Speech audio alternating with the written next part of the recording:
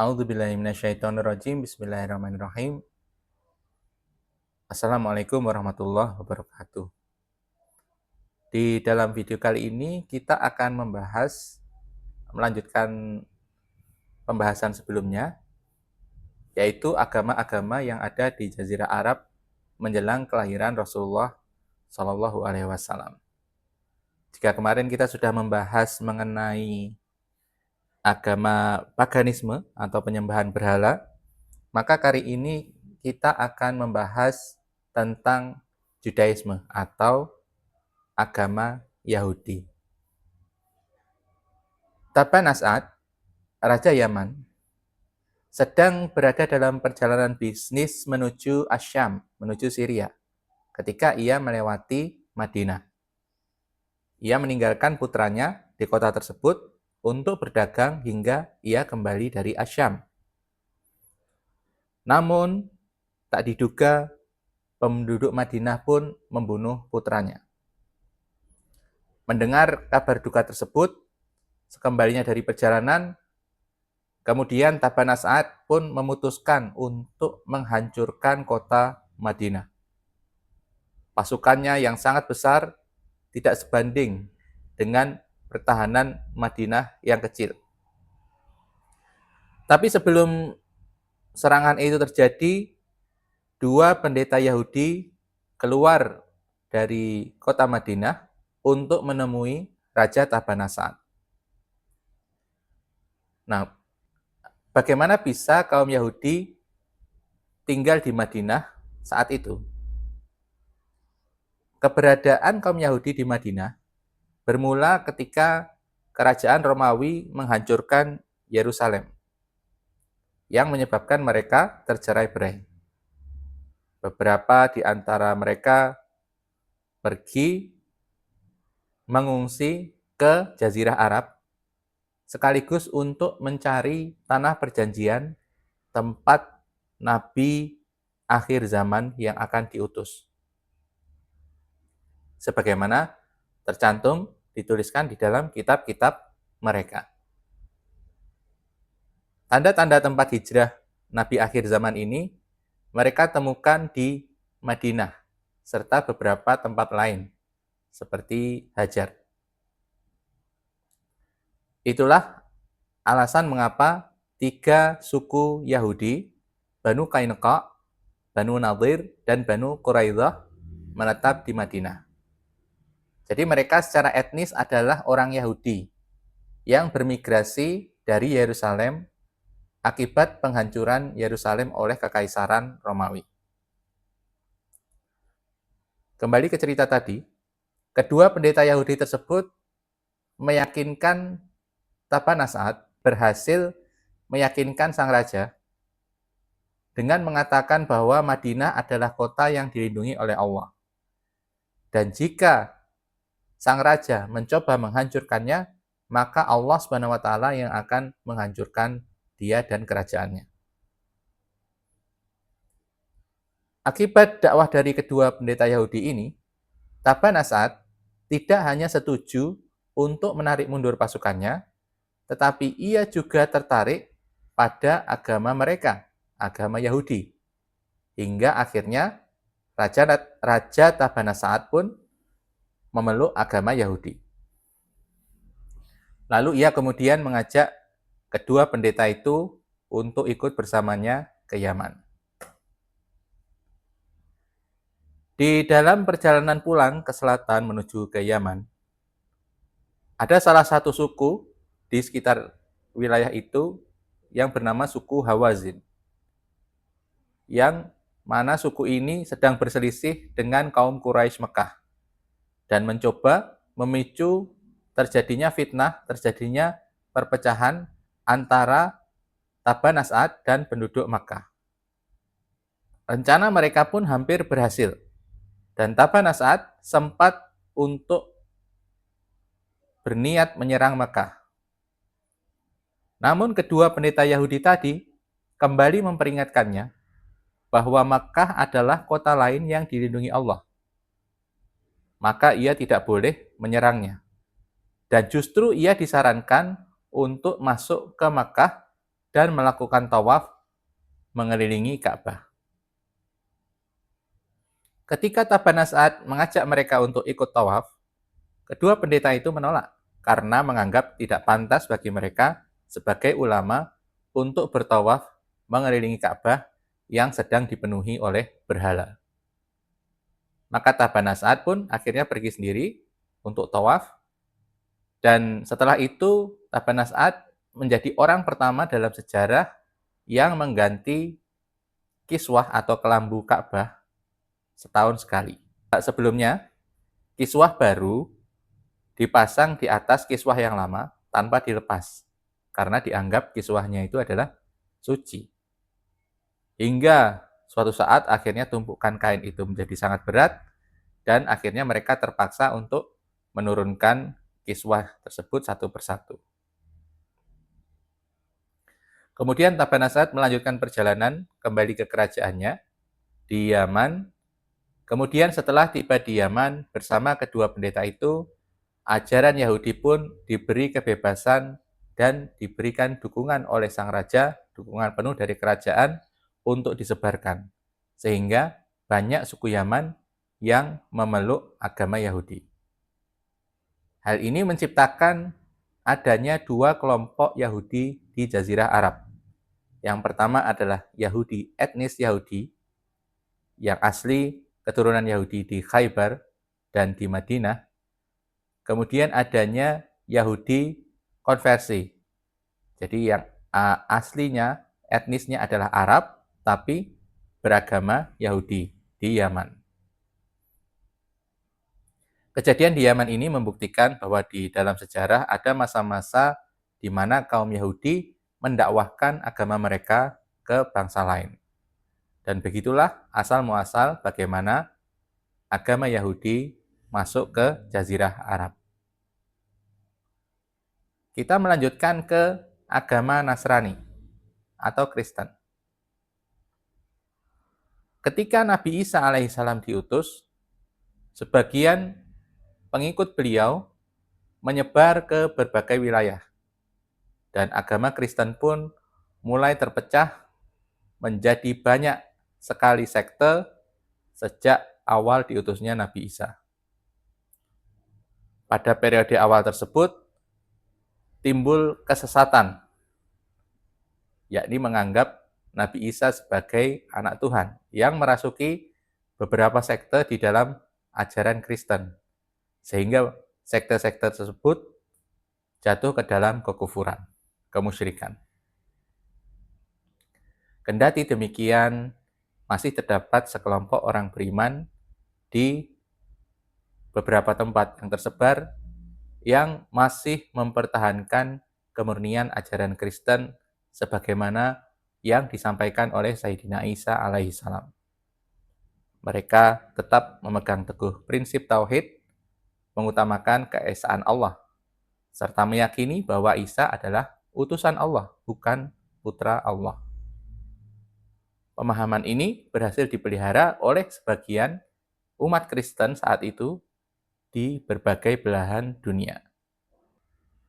Salah seorang pengikut ajaran murni ini kemudian tiba di wilayah Yaman dan mulai mendakwahkan agama Kristen di daerah Najran.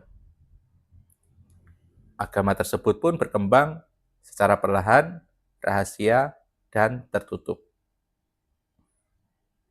Pada masa itu, Raja Taban As'ad telah wafat dan tahta kerajaan Yaman diteruskan oleh putranya, yakni Raja Dzunawas. Ketika kabar mengenai keberadaan agama baru ini, agama Nasrani ini, sampai kepada Raja Dzunawas segera melarang keberadaannya dan melakukan penindasan terhadap pengikut-pengikut agama Nasrani ini. Di dalam Sahih Muslim, terdapat sebuah riwayat terkenal mengenai seorang raja dan seorang pemuda. Banyak ulama yang menghubungkan antara kisah ini dengan hubungan antara Dzunawas dan umat Nasrani di Yaman, di mana sang raja yang dimaksud di kisah ini adalah Dzunawas sendiri. Kisah tersebut menceritakan bahwa sang raja mengandalkan ilmu sihir dalam menjalankan pemerintahannya dan menjadikan seorang penyihir sebagai penasehat utama resmi kerajaan. Sang penyihir menyadari usianya yang kian lanjut. Ia berkata kepada sang raja bahwa ia membutuhkan penerus. Ia perlu melatih seorang penerus yang cerdas agar keilmuan dan keahlian dan pengabdiannya kepada kerajaan tidak lenyap begitu saja. Raja pun kemudian memilih seorang pemuda yang sangat cerdas, dipilih oleh sang raja langsung untuk berguru kepada sang penyihir. Maka setiap hari pemuda ini dijadwalkan untuk berangkat sekolah sejak pagi-pagi buta untuk menimba ilmu dari sang penyihir. Kemudian kembali ke rumahnya saat malam tiba. Dalam perjalanan pemuda ini menuju tempat sang penyihir, ia melewati sebuah tempat ibadah.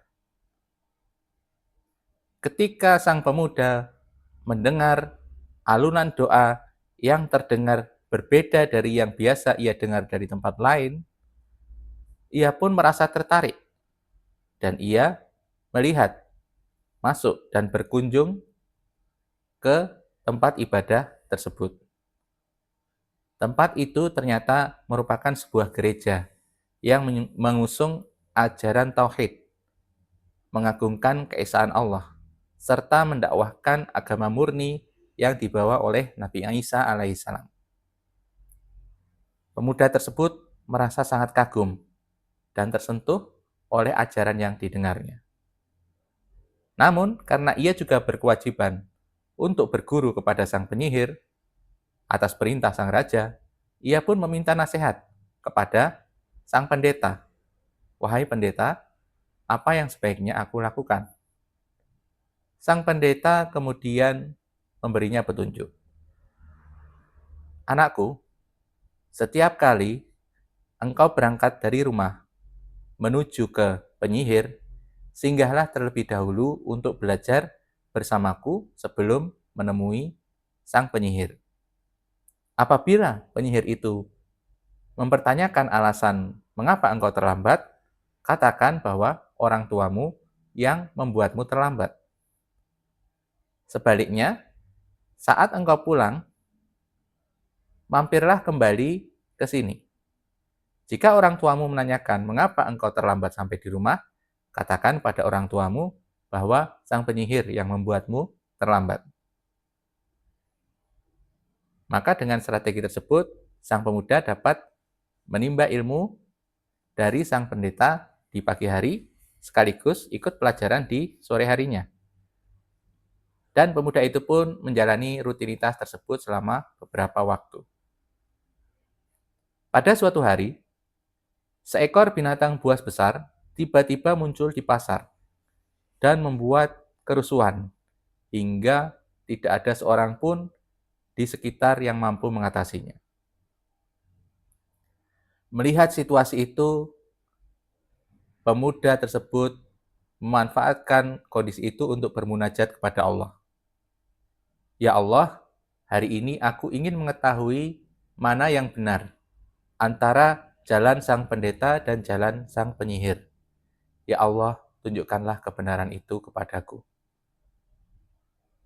Kemudian binatang buas ini masih mengamuk, dan meskipun orang-orang berulang kali berusaha untuk melumpuhkan binatang itu, tidak ada satupun dari mereka yang berhasil. Maka sang pemuda mengambil sebuah batu seraya berdoa, Ya Allah, jika memang ajaran sang pendeta adalah kebenaran, maka bunuhlah binatang ini.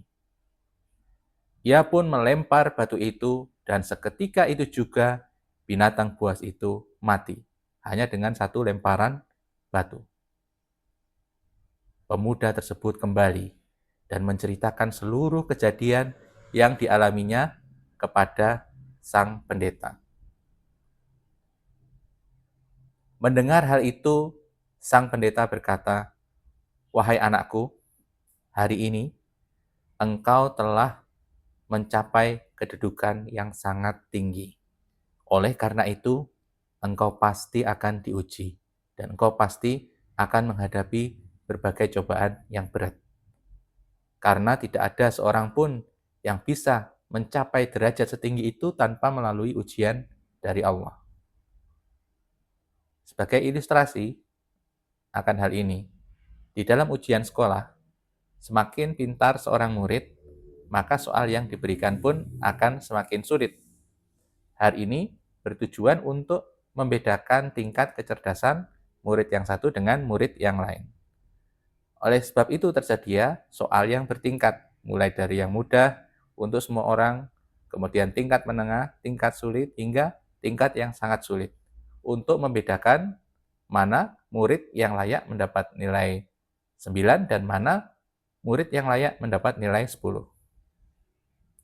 Demikian pula halnya dalam kehidupan ini. Allah Subhanahu wa taala menempatkan kita di bumi untuk diuji, di mana bobot ujian itu disesuaikan dengan tingkat keimanan kita masing-masing. Rasulullah SAW bersabda, orang yang menerima ujian paling berat adalah para nabi. Kemudian selanjutnya, sesuai dengan kadar keimanan masing-masing. Inilah alasan mengapa sang pendeta mengingatkan pada pemuda itu, engkau pasti akan diuji. Lalu sang pendeta menambahkan, jika kelak engkau diuji, jangan pernah menyebutkan namaku. Langkah ini diambil oleh sang pendeta karena ia saat itu sedang menjalankan dakwah secara sembunyi-sembunyi dan tidak ingin identitasnya terungkap.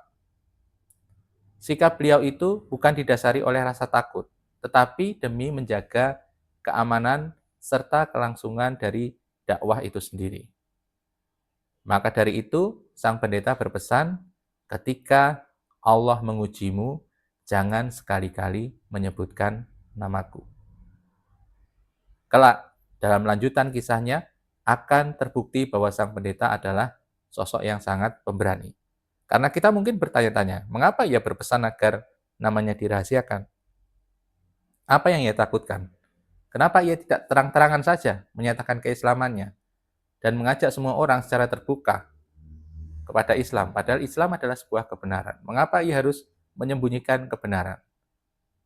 Namun fakta selanjutnya menunjukkan bahwa di samping keberaniannya yang luar biasa, sang pendeta juga merupakan seseorang yang sangat bijaksana.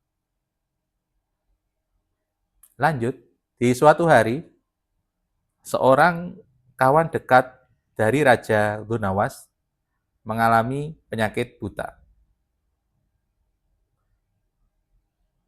Kemudian mengetahui bahwa sang pemuda telah berguru kepada sang penyihir, dan kini sang pemuda itu telah menjadi sosok yang ahli dalam mengobati, maka orang-orang pun mulai berdatangan kepadanya, termasuk kawan dekat sang raja ini.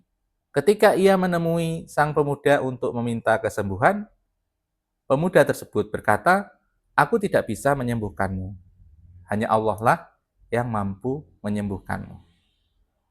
Kemudian, biiznillah, atas izin Allah, pria itu pun sembuh dari kebutaannya. Kemudian setelah ia sembuh, pria itu menghadap sahabatnya, sang raja. Sang raja mengetahui bahwa orang itu buta sebelumnya dan kembali bisa melihat. Ia terkejut dan bertanya, "Siapa yang menyembuhkanmu?" Sahabat raja itu menjawab dengan tegas, "Allah yang telah menyembuhkanku." Kemudian jawaban ini membuat Raja Dunawas sangat marah, dan ia menanyakan kembali kepada sahabatnya, "Apakah engkau memiliki Tuhan selain aku?" Pria itu menjawab, "Ya, Allah adalah Tuhanku dan juga Tuhanmu." Mendengar hal itu, sang raja menyiksa sahabatnya sendiri agar mau membocorkan siapa yang mengajarkan keyakinan itu. Kemudian, akibat siksaan dan rasa sakit yang teramat berat, maka sahabat raja itu akhirnya menyerah dan menyebutkan sebuah nama yang mengajarkanku adalah Sang Pemuda. Kemudian para pengawal raja pun menyeret Sang Pemuda ke hadapan raja dan menyiksanya. Lalu, karena tidak sanggup menahan penderitaan dan rasa sakit yang luar biasa, pemuda itu akhirnya mengungkapkan identitas gurunya, yakni sang pendeta. Lalu, pengawal raja diperintahkan menyeret sang pendeta ke hadapan raja dan memaksanya untuk keluar dari agamanya. Namun, sang pendeta menolak. Maka, raja memerintahkan prajuritnya untuk mengambil sebuah gergaji besar, meletakkannya di atas kepala sang pendeta, dan membelah tubuh sang pendeta menjadi dua. Meskipun harus menghadapi penderitaan sekejam itu, sang pendeta tetap teguh dalam keimanannya dan menolak untuk murtad. Inilah bentuk keberanian, ketabahan, serta kesabaran yang luar biasa dari sang pendeta. Ia mengorbankan nyawanya, meskipun ia disiksa secara kejam, tapi itu tidak sedikit pun menggoyahkan keimanannya. Sang raja pun memerintahkan prajuritnya untuk membawa sang pemuda ke puncak sebuah bukit dan melemparkannya untuk membunuhnya. Namun subhanallah, Allah Subhanahu wa taala menganugerahkan karomah kepada pemuda ini. Karomah adalah sebuah kejadian supranatural yang dialami oleh selain Nabi. Sedangkan yang khusus bagi Nabi adalah mukjizat. Tapi kedua-duanya sama merupakan peristiwa supranatural, keajaiban. Pemuda tersebut memohon kepada Allah. Ia pun berdoa, "Ya Allah, ikfinihim bima syi'ta." Ya Allah, urus mereka sesuai dengan kehendak-Mu. Ia menyerahkan sepenuhnya urusan dirinya kepada Allah Subhanahu wa taala. Kemudian, setibanya di puncak bukit, atas kehendak Allah, bukit tersebut berguncang hebat hingga seluruh prajurit tewas jatuh dari bukit itu dan meninggalkan sang pemuda sendiri yang selamat. Sang pemuda pun berjalan kembali ke istana dan menghadap raja secara langsung. Melihat pemuda itu masih hidup, raja menugaskan rombongan prajurit baru. Karena bagi sang raja, prajuritnya sangat mudah untuk dikorbankan.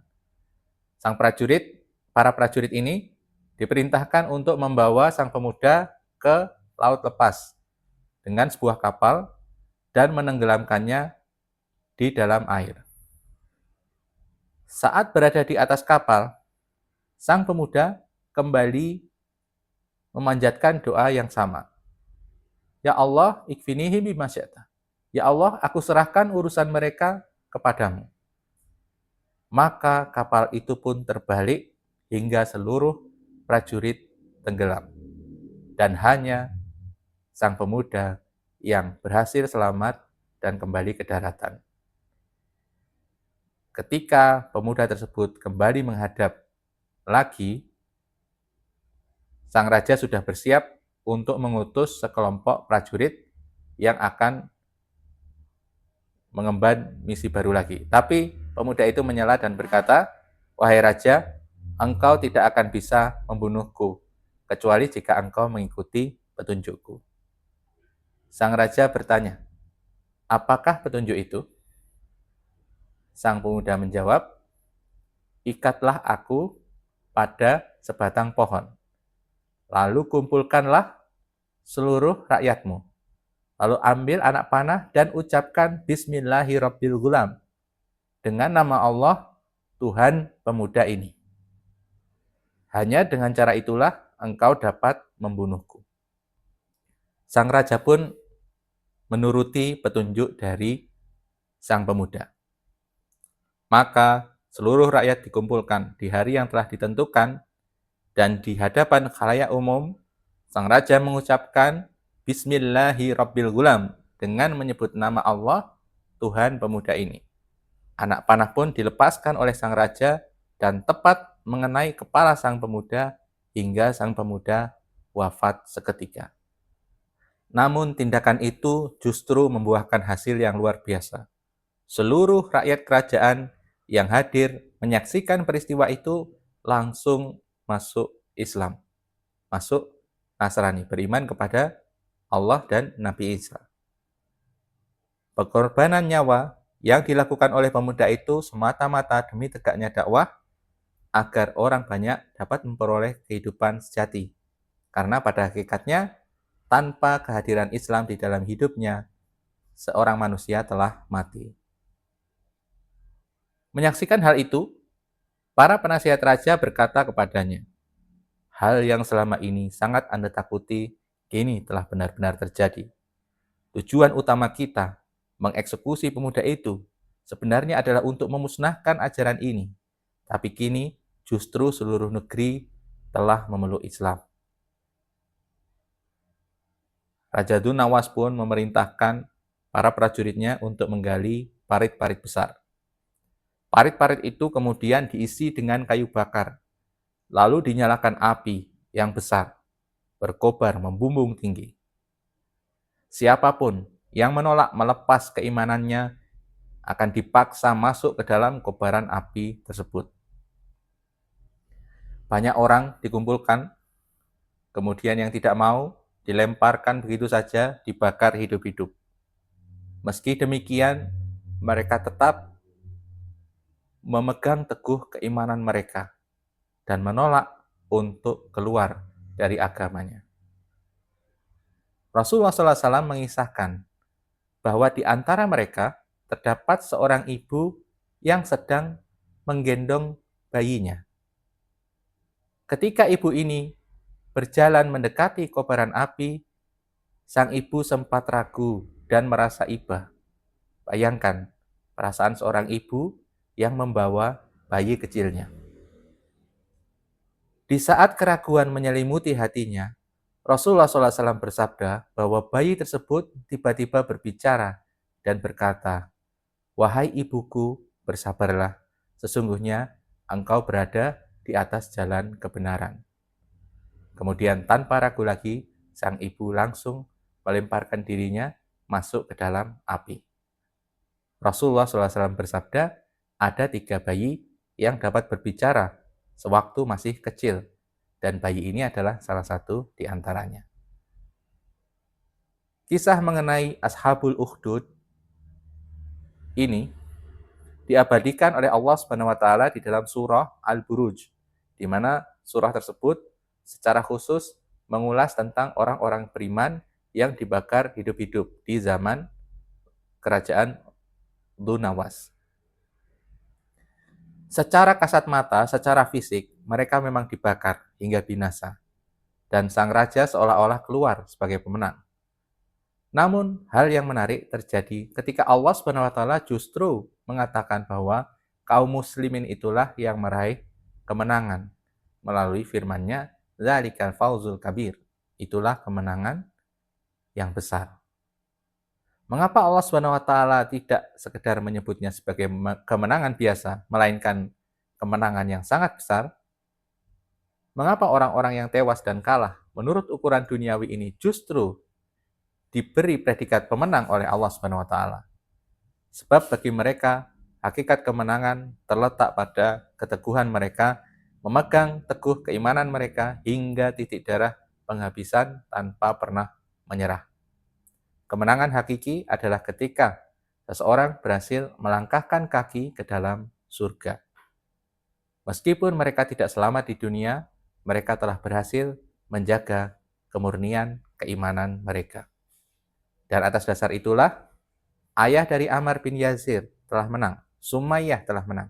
Begitu juga Hamzah bin Abdul Muthalib yang gugur di medan pertempuran. Mereka semua telah meraih kemenangan. Walaupun Di kehidupan dunia, mereka tampak seperti kalah, tapi terhadap pertempuran abadi antara surga dan neraka, pertempuran abadi dalam konteks akhirat, mereka berhasil memasuki surga. Dan itulah kemenangan yang besar. Hanya ada satu orang yang berhasil selamat dari pembantaian tersebut. Orang ini kemudian melakukan perjalanan jauh hingga menghadap ke Kaisar Romawi untuk meminta pertolongan. Ia mendatangi sang kaisar karena penguasa tersebut memeluk agama Kristen. Meskipun mereka berasal dari sekte Kristen yang berbeda, karena saat itu Romawi kemungkinan besar telah mengadopsi doktrin Trinitas dan mempertuhankan Isa alaihissalam. Tapi keduanya masih saling menganggap sebagai sesama pengikut ajaran Isa. Setibanya di sana, ia memohon bantuan seraya menyampaikan penderitaannya. Wahai Kaisar, kami telah ditindas dan dibantai secara kejam. Kami sangat membutuhkan bantuan Anda. Kaisar Romawi menjawab, wilayah kami terlalu jauh dari Yaman. Namun aku akan mengirimkan surat kepada An-Najasyi, penguasa Habasyah, Abisinia, yang juga seorang Nasrani, agar ia bisa membantumu. Kaisar tersebut segera mengirimkan pesan kepada An-Najasyi. Kemudian menindaklanjuti permohonan itu, An-Najasyi mengutus pasukan perang di bawah pimpinan seorang jenderal bernama Aryad. Aryad memimpin pasukannya menginvasi kerajaan Yaman dan bertempur melawan Dzu-Nawas. Ketika Dzu-Nawas kalah, ia memilih untuk bunuh diri. Dikisahkan bahwa ia menunggangi kudanya lalu melompat begitu saja ke dalam Laut Merah hingga tewas. Dengan kekalahan itu, bangsa Habasyah pun mengambil kekuasaan atas bagian wilayah Yaman. Pendudukan ini dilakukan sebagai tindakan pembalasan atas pembantaian kaum Nasrani yang dilakukan oleh Raja Yahudi di Yaman. Aryad sempat memimpin Yaman dengan gaya pemerintahan yang amat keras.